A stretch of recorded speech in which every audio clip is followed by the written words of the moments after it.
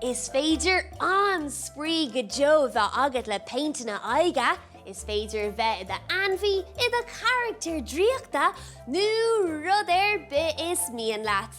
Aela, céir bhá leat inniu? Coinín. Coinín agus céir de dhéanaan an coinín. Seo linn! Seo an méid atá ag teastáil. Dubh. Bán.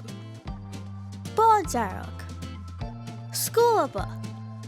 Spúntí. Dús, dahí an ai ag úsáid spúnte agus an dá bán.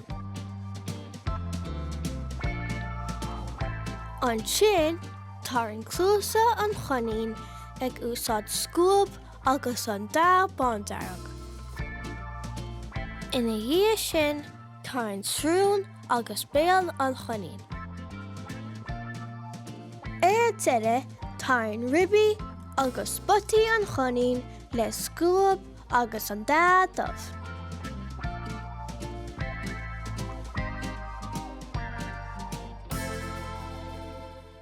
Aela, tá tú réile do le leint tíbal an gcóirtín.